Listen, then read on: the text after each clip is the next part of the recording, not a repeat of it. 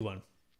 Hello, and welcome to another episode of the Capital Gains Tax Solutions podcast, where we believe most high net worth individuals and those who help them, they struggle with clarifying their capital gains tax deferral options. Not having a clear plan is the enemy, and using a proven tax deferral strategy to exit highly appreciated cryptocurrency, business, or real estate using something called the Deferred Sales Trust is the best way for you to exit and defer millions of tax so you can create and preserve more wealth or help those you serve and do the same.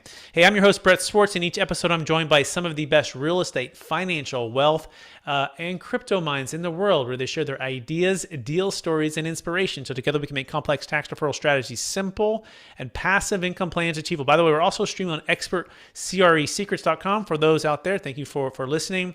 I'm excited about our next guest. He's out of Manhattan Beach, California. And for those who don't know that area, it's one of the most beautiful areas in all of California. It's kind of a hidden gem, Hermosa Beach. That area, it's wonderful. And he is passionate about blockchain, passionate about contactless ordering hospitality service, and the future of Bitcoin, which is what we're going to be talking about. In fact, he is the co-founder of BarPay and also the co-founder of Starcade, and he's the VP of marketing. And so we're going to be talking about that, his story, and so much more. Please welcome to the show with me, Joe Pinto. Joe, how are we doing? Brett, thank you. I'm doing great. And way to get the secret out about Manhattan Beach. Thanks. Yeah, I know, right? You got to try to keep it on the radar as best you can, but it is a beautiful place. So, Joe, for our listeners getting to know you for the first time, would you give us a little bit more about your story and your current focus? Sure. So just quickly, I'm Joe. I was born and raised in the Los Angeles area. Grew up playing baseball, went to the University of Southern California, played baseball there, played professionally for a handful of years after that. At which point I met through the minor leagues what turned out to be one of my co-founders, Daniel Wagner. We met in the Chicago White Sox minor league system, and basically through the minor leagues, you go to a lot of bars and restaurants after games. You typically have about an hour worth of time in between the game and curfew because you don't get done until 11 o'clock. So we just had a lot of inefficiencies and bad experiences for getting credit cards in small towns and then getting on the bus the next day and all that. So that led us to founding BarPay, as you had mentioned, in 2014, 2015, when our careers both ended that year. And basically, we had talked during our baseball time and both had the same ideas after baseball, what we wanted to do. We knew we wanted to, start our own businesses and try and, be entrepreneurs and basically grow stuff that way. And in doing so, we came up with the concept BarPay, which was from our frustrations of going to bars and restaurants late night in the minor leagues. But as that kind of relates to this conversation, through those learnings in BarPay, which what we do basically is customers can scan a QR code. They can order and pay for their food and drinks right from their phone. So we've been doing this since 2015, 2016, long before the pandemic, but you're starting to see a lot of QR codes now in restaurants. But through those experiences, we had to learn all about credit card processing. And that was how we, somewhat stumbled upon Bitcoin back in 2014, 2015, when it was still this technology that you could use. It had significant utility in the sense that I could actually send you money faster and cheaper than, via credit card transaction. So in our minds, we started thinking, wow, if we could utilize this somehow within BarPay, we could really undercut the credit card processing market. That could really give us a competitive advantage. We never got around to doing that. It's been a long time, and growing that business was difficult as it was. But that led to us, continuing to follow the story of Bitcoin, seeing the things that had happened over the years. And it was early last year, January 2021, when we were pretty frustrated, actually, just in the sense that, we're watching TV, we're watching the price of this thing, BTC, just continue to go up. Yet from our perspective, it had lost all of the utility that we had grown fond of. The reason that we found it in the first place, we weren't necessarily like price speculating or investing, quote unquote, thinking that we were going to make money from, the price going up. We were just looking at it as an extremely interesting technology because of what it could do to the credit card processing rates that we had experienced through BarPay. So, like I said, last year in January, our frustrations led us to build a small application, which is a game that we called Hastert. We use the Bitcoin SV blockchain, which to our research is the blockchain that most closely follows the original Bitcoin white paper that Satoshi Nakamoto wrote, where the title is Peer-to-Peer Electronic Cash. And basically what that means is, this should be something that I could spend on casual transactions. Can I go buy a cup of coffee with this? And the answer nowadays, at least with BTC, with Ethereum, these major blockchains that people talk about, you can't use it as cash. It's basically just a speculative asset at that point. So anyways, we used the Bitcoin SV blockchain to demonstrate the utility of blockchain technology through what's called like micropayments. So being able to spend a penny at a time or a fraction of a penny, and what the different types of business models you can do with that is. So we ended up building this thing called the Starcade. And this is the last little bit, and then I'll take a pause here. But Starcade uses Bitcoin SV, uses blockchain technology to, if you play a game, you make a leaderboard. Maybe it costs you a penny to play that game or 10 cents or whatever. But if you make the leaderboard, anyone that plays after you, you're going to get a subsequent instant leaderboard payout for being on the leaderboard. So I might go and play a game of Pac-Man for 20 cents. I get a score, say I'm number 29 on the leaderboard. I get 0.1% of every subsequent gameplay until I'm no longer on that leaderboard. You come and play that Pac-Man game after me for 20 cents. I get a small portion, maybe half of a penny. So at scale, with a lot of people doing this, it gives gamers a new way to basically monetize things that they're already doing in very casual games. This is really cool. We're going to dive into all these things in the future of Bitcoin SV. And by the way, if you want to connect with Joe right now, you can go to hastearcade.com, hastearcade.com, and that's HASTE arcade.com. Joe, before we geek out about all things gaming and getting pieces of some action here and cryptocurrency and payless peer-to-peer systems, all this, which is really cool. I want to take one other step back, Joe. I believe we've all been given certain gifts in this life, and these gifts have been given to us to be a blessing and help to others. Some people call them strengths, some people call them superpowers. I think they're God-given gifts, and they're here to help us to help others. So I'm curious, go back to those days, and maybe it's the Little League days. You're hitting that first home run, and you're getting to know who you are, and people are building into you. Like, where do you feel like are your one or two strengths that you've been given, and how does that help how you help and bless people today? It's a really interesting question. I'd be curious to hear how you answer that also, but I would say I've always been somewhat of an eternal optimist. And I think as that relates to your question is, whether things are going well or going poorly, like I can always put on, a happy face basically. And I had a coach one time who would always say, like, act different than you feel. If you're not on the best that day, you can act differently, and that'll, other people will pick up on that, and they'll think, oh, there's a positive outcome that we can get from this. Let's keep a positive mentality on things. So I think that's been one of my biggest blessings is basically just being able to approach any situation, regardless of what's been happening, to me, internally, externally, whatever's going on in the world, and just try to look at things through a very positive light. And I think that does wear off on other people as well. Absolutely love it. The internal optimist, act different than you feel. That's some good wisdom and good encouragement today. Great. Now let's try to apply that theme as we dive into the future of Bitcoin SV. So let's what's the secret here? So what's the number one secret to unlocking the future of Bitcoin SV?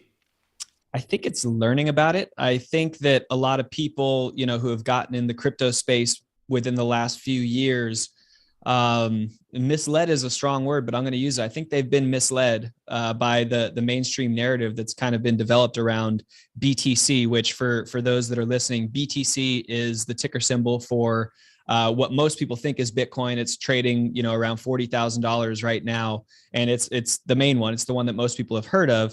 However, if you actually go back, way back when Bitcoin and the white paper first came out, 2008, 2009, and you learn about what the technology was supposed to be and what it could do at the time versus what it's turned into, I think that's where a lot of people just, they don't know these things. They don't necessarily know the history of what Bitcoin was supposed to be. And what that is, like we had already touched on, is a peer-to-peer electronic cash, something you can use in casual payments. I can go buy a cup of coffee with it, and pay a minimal fee to send the $5 for my cup of coffee. Versus BTC right now, the transaction fees, they're ranging anywhere from $1 up to $50, depending on how much volume's going on that actual blockchain. And when you think about a peer-to-peer cash, no one in their right mind is going to go spend $5 to buy a coffee and pay $50 in fees to go and send it. Same thing with Ethereum. The fees are around the same amount. So it just, in my perspective, thinking back to what Bitcoin originally was, there were two key things that were giving it value. It was useful, so I could send it, and I could send it extremely quickly and extremely cheaply, and it was scarce. So it had utility And then it was scarce in the sense that there's only 21 million of these. So that's going to obviously give it value over the long term that I think should appreciate. So in essence, I think what people, should learn about Bitcoin SV, or if they're interested in getting involved in crypto, and a lot of my friends, for example, will just say, I just don't get it. Like, why is this thing worth so much? Like, what can you do with it? And I kind of scratch my head when I look at the one that's, $40,000. I'm like, I don't know what you can do with it, to be honest. It does seem like it's just kind of this quote unquote digital gold narrative, which you won't find that one place in the white paper where it talks about it being just an asset that you hold and digital gold and all that. I think that's nonsense. I think what it is the people that are looking to actually build and utilize blockchain within their applications, like what we've done with Haste. I think Bitcoin SV is what actually follows those original fundamentals that the white paper had set out. And just to give you an example of what that could mean, micropayments. So everyone's familiar with, subscription-based models right now. Like if I wanted to read an article in the Wall Street Journal, I start reading on it. If I don't have a subscription, once I scroll through the first paragraph, I get a pop-up basically saying, hey, to continue, you have to sign up for $14.99 a month or whatever it is to be subscribed to the Wall Street Journal. Well, I might not like all the content that they put out. I might just want to read this article. So now I'm missing out on that content. The Wall Street Journal is missing out on that revenue because I would gladly pay 25 cents or 50 cents to be able to read the rest of that article instead of having to, sign up for the subscription and create a new account. And, up until actual blockchain and Bitcoin in its original form were created, there was no way to process transactions of that small of an amount because of the fees associated with credit cards. So in terms of, I guess, trying to get people to understand the utility of blockchain, one of the things I think that it really does is it changes the current internet model, which is ad-based and subscription-based, to micropayment-based. And that's basically what we're trying to prove with the Starcade. Excellent. So education on the useful utility, if we could go back to its first original intent, like how do we get there, right? Because it's basically, It's morphed into digital gold where somebody can buy it, and it went so high that if they wanted to purchase something, the challenge becomes it's not very, it's expensive, right? I mean, they have tax, right? There's tax on it. It's a taxable transaction. It's no longer just like this peer-to-peer thing. It's worth so much. I mean, we had a client who bought Bitcoin for $50,000, and this is $30,000 to $50,000 at a very, very early adoption rate, and it went to $50 million. Okay, and so she never exited. She never sold. She's like, if I sell, I'm gonna get hammered in tax, and B, like, I believe in the future of Bitcoin. Like I feel really good about it. She owned no other coin, by the way. It was just simply Bitcoin, and then she found us, and then we helped her defer taxes. She exited $5 million of that, deferred about $2 million of tax. But the reason she did that was not only to defer the tax, but she had a place to put the money. And the place was a brand new startup company, a tech company, kind of like a Khan Academy, with her former college roommate. And she retired from the big tech company, and she started her dream. And so I think that's so important to have both parts of it, right? Like what do you want to do with the wealth? What can it actually do for you? But if it's just out there in digital land, and we sold at $54,000 a coin, and it went up to $68,000, $69,000, and then it obviously dropped back to about $35,000, and now it's about $40,000. And so you have a lot of this capital that's sitting that wants to do these different things, but feels trapped by capital gains tax. So that's part of what we do. So I love what you're talking about. What you're saying is on the other side, by the way, if you want to learn more about that, anyone, you can go to capitalgainstaxlist.com to learn more about that. But what you're saying on your side is, now let's bring the utility back by doing these micro payments. So break down Hastert and like how that works. Give us like that technology and what you're doing there. Well, yeah, and to actually hit on what you just said, right? The mainstream thought process right now is I purchase Bitcoin at price X, I sell it price Y, and then I pay the taxes on top of that. Well, what if you never sold because there was actual utility where you're now using this Bitcoin to pay for your casual transactions? I don't know what the tax ramifications of that would be, but I don't think it would be quite what the capital gains are if you're just if merchants are actually accepting the coin. So you're never actually cashing it out is what I think the world could get to if something like Bitcoin SV were to catch on with the mainstream and people actually understood, hey, I can use this as a payment mechanism. It's not just an investment asset. So in essence, what Hastert is trying to do is just show that utility. So you can go to the arcade right now. You can play any of the games that are in there. You can play them for free if you're not comfortable with crypto because the games are fun in general. But if you do want to actually try to earn and this whole play to earn concept that's pretty big right now in gaming, you can go ahead and you can say, hey, I'm going to play this game.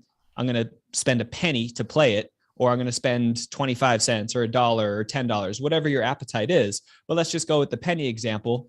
Yep, there you go. Because, pennies, we're talking about micropayments. You go, you spend that penny, you play the game. If you get on the leaderboard, anyone that plays that game after you, you're going to get a percentage of the penny that they played. And now we're talking about hundreds of a penny. So this is very, very small amounts, which at face value, it's like, okay, who's excited about that? Well, if you actually have, hundreds of thousands, millions of people playing, now all of a sudden being on that leaderboard is real income. It's real revenue. And an example I'll give, when we first launched this about, I think it was in January last year, a VC company got wind of it and they wrote an article basically applying what we call instant leaderboard payouts, so ILPs, to the game developers of Flappy Birds. And they estimated that in Flappy Bird's heyday had roughly 50 million people a day playing. And from that, the game developers were making about $50,000 a day in advertising revenue. So those would be the little pop-up ads you see before you get to play the game. They're annoying and nobody likes them. Well, they said that if they would have been implementing the instant leaderboard payout model instead of the ad-based revenue model, the game developers would have gone from making $50,000 a day to $2.8 million a day. And that's with those same people playing at the half penny level. So basically, it would have greatly increased the amount of revenue that they could have been doing all through micropayments. And the gamers that are playing, they're not getting any advertisements anymore. They're just spending a penny or a half a penny to play that game. The person that would have been sitting on top of the leaderboard, instead of just getting the feeling of like, hey, cool, I have the high score, they would have actually been making about $200,000 a day from all the subsequent leaderboard payouts that were going to them. So I think, from a game developer standpoint, from a gamer standpoint, it's introducing new revenue streams. And that's really what the power of micropayments does. So, we have our Starcade, obviously an example. I spoke about the Wall Street Journal subscription model versus if I could just read an article and pay a micropayment per article that I wanted to read. I think that could be a different type of business model. But in essence, we're just focused on applying, blockchain technology to real world businesses. It's amazing. You go to hastarcade.com. I grew up playing video games and still dabble a little bit with my kids. Kids are heavy into Fortnite right now. They're battling. Yep. They're learning communication, teamwork, strategy, weaponry, helicopters, tanks, yep, cars, how to heal one another. Like if someone goes down, and grab the little card to go reboot them. And you watch these movies like Ready Player One, and you're like, wow, yep, is that like the future of everything? And so what you're saying is, hey, we're taking this and we're making it an incentive for the leaderboard, for the leaders, right, who are performing in competition, which brings more people in to yep, get a piece of some of the action. Like, is that a fair summary so far? Absolutely. And I think you can apply that beyond gaming. Basically anything that you could put a competitive edge on, you could apply this leaderboard concept to. Yeah, I love it. That's so cool. And you played baseball growing up. I played basketball and football growing up. Played a little bit of baseball too before they made you focus. You know what I mean? Like, yep, you got to do this. And I'm like, okay, and so we did that. But I think that's really great. I mean, there's different models out there, like the EXP commercial real estate model. There's a similar thing where they basically said, hey, how do we make real estate an incentive for all the people that are doing the thing, selling the real estate, get a little bit more piece of the action, encourage other people to come and get a little more piece of the action. And they went completely virtual, right? They're the Metaverse first real estate brokerage company. I mean, others kind of did, but they yep, really did it on a higher level. And they've built, it's 80,000 agents. It's worldwide, the fastest growing real estate company in the history of real estate. I'm a part of that too. As a real estate broker, we were always felt like we were training our competition, weren't necessarily getting paid for it. And then now they said, no, let's cut out a lot of the middle folks, a lot of the overhead that's not necessarily adding value to the agent or the client. Let's get rid of the brick and mortar. And then these small amounts of payments as people close deals, let's share in that. And so that's what you're doing. So somebody comes in and they're the top leader, and are they inviting their friends to come in as well? Like, how does that translate in like the real world for getting paid? Yeah, they can. But one of the things that we're focused on is, you think about the mainstream crypto world right now, and really the only companies you've ever seen advertise, to a large market are the exchanges. It's hey, come here and trade your crypto. there hasn't really been a product yet that's been marketed to the mainstream. It's like, hey, this is, X product powered by the blockchain, and here's why that's cool. That's what we're doing. So we're spending money now on social media, paid advertising, Google ads, and all that, because we're not worried. Like, we're not focused on, hey, we're going to teach you how to use crypto and all the cool things about it. We just use the technology because we think this leaderboard payout is something that gamers are going to enjoy. And the fact that crypto is behind it, like, if they want to learn about that, so be it. If they don't have to care. They can just come and play the games. So that's what we're trying to kind of bridge the gap is, yeah, we're a blockchain company, but we're promoting to the mainstream as if we're just another gaming company with games that have a cool, payout incentive. That is so cool. Absolutely love it. By the way, you can learn more about Hastert by going to hastearcade.com, and this is also with Joe DePinto at hastarcade.com. Excellent. So let's shift a little bit here to the kind of the capital gains tax part of this, and it's also business entrepreneurs, right? Because at a certain point, you might exit your business. You might exit real estate. You live in Manhattan Beach. You got the house on the. In fact, we just did a case study. We call it DST Man on the Beach. Where Man in the Street in Manhattan Beach, where it was a $5 million sale of a house. They had lived there for 25 years. Their basis is around like $1 million. Mm-hmm. And they have this huge gain, and they're looking to exit and have this huge capital gains tax. But I want to apply it to cryptocurrency because I know you're not in the business of the wealth building of that. I am curious, like, what would you say is the biggest frustration when it comes to capital gains tax deferral with exiting businesses or real estate, like in your entrepreneurial career? We're kind of going through it right now with BarPay in the sense that, that company is based in California. We've been here for 5 or 6 years. We're at the point now where revenue has gotten to, an exciting number, and we have the opportunity possibly to exit within the next 12 to 24 months. But we're, us specifically, we're looking at California and the taxes that we're going to incur just for being in this state versus, if we were to move to Florida and live there for, I think it's like 6 months, more than 51% of the ownership has to be in that state or it's something like that. But basically, we're looking at these things. And the truth is, from a founder's perspective, I'm not, a tax expert. I don't know a lot of these things. I had no idea that there was different tax ramifications in California versus Florida for the sale of a company, for example. So I think that, from my perspective, it's just becoming aware of these things. And, when you're a founder, you're running this podcast, there's a million different things that you're worried about on a daily basis. Taxes are usually not at the forefront of my mind compared to, you got customers who are freaking out about this, or you've got a new employee who needs to get trained on that. And it's just, there's so many different moving pieces. So I think it's something that, it can sneak up on you. And I wish that I had a better background and more knowledge on this side and people that, would have helped me at an early point in founding these companies, basically, have a better understanding of this. And then when you think about Haste, we're in a whole nother, galaxy here with cryptocurrency and all the regulations that are still kind of getting figured out with that. So we're even looking, because we're dealing in micropayments, is each one of those transactions a taxable event? How do you tax a 100th of a penny? It's just, this is all stuff that hasn't been seen before. So in terms of the capital gains, I'm probably not the best person to speak exactly on all this. I just it's sharing though. This is real stuff, right? I mean, we just closed a $12.75 million deal in San Diego for some clients, and they didn't know this existed until a month ago, and then they found me on YouTube and a podcast, and all of a sudden we're like, fast forward, jumping all in here, right? But it deferred millions of dollars of tax for them. It's really powerful, especially California, because California is 13.3%, right? Mm-hmm. Places like Nevada or Texas or Florida have zero capital gains tax, mm-hmm. right? And so that's huge. And then you have federal of 20%. Then you have Obamacare of 3.8. So quickly, like if your businesses were, let's say, $20 million, right? Or let's say 10 million, it's easier. $10 million.